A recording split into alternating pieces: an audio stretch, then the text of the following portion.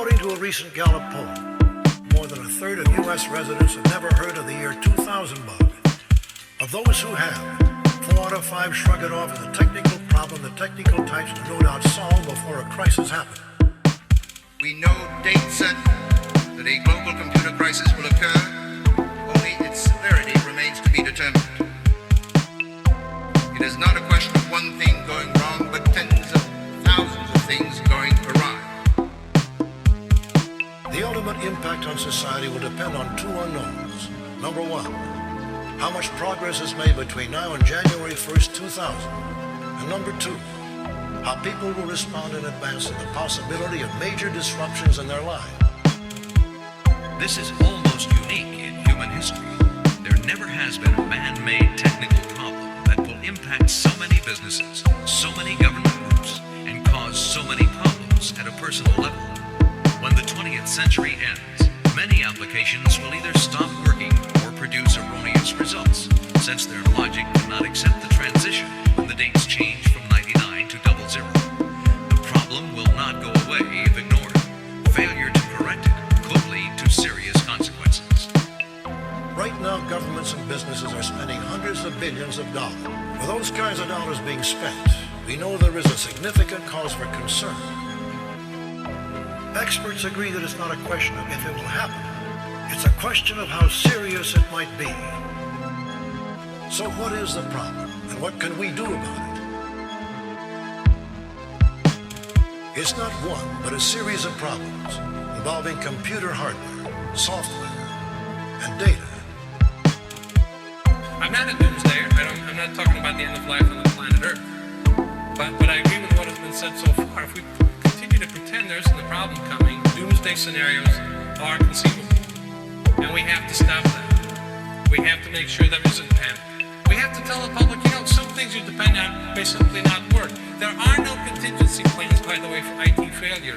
You can't go back and do things manually or by paper. That was already observed. So the contingency plans is to prepare people for the fact that certain product services and information that they really need aren't going to be available.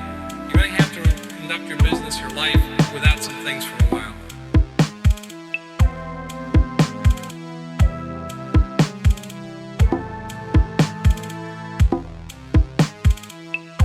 I'm one of the culprits who created the problem.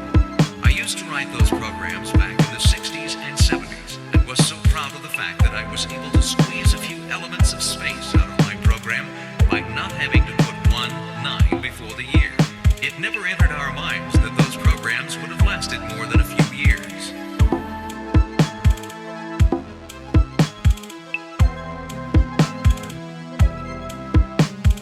Everyone involved felt that we or they would fix it as we got closer to the deadline. But nobody did. And here we are.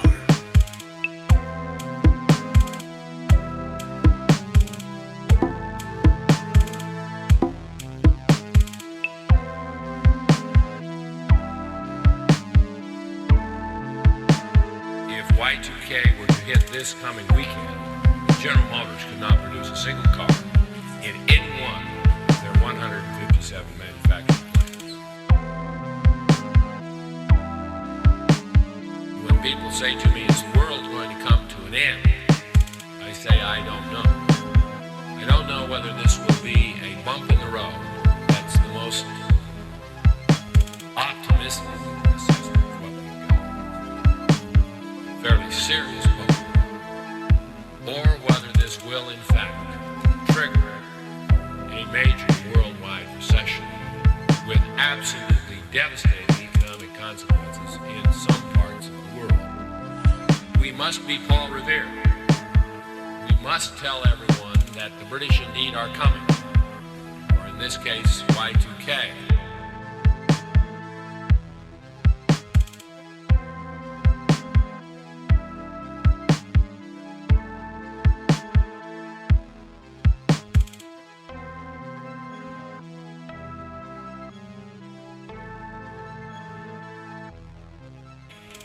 When they use a graphic of a plane falling out of the sky, that's hype, that's exaggeration. But underneath all of the hype and exaggeration are some hard facts about year 2000 which no rational human being can ignore. Let me reiterate something that Senator Bennett said. If today were December the 31st, 1999, and our systems were in the current state they are in today, tomorrow our economy worldwide would stop. It wouldn't grind to a halt. It would snap to a halt. You would not have dial tone tomorrow if tomorrow were January the 1st, year 2000. You would not have air travel. You would not have Federal Express. You would not have the Postal Service. You would not have water. You would not have power. Because the systems are broken. I know you don't like hearing it. I know it is classed as hype and exaggeration. The problem is it happens to be a fact which you yourself can verify.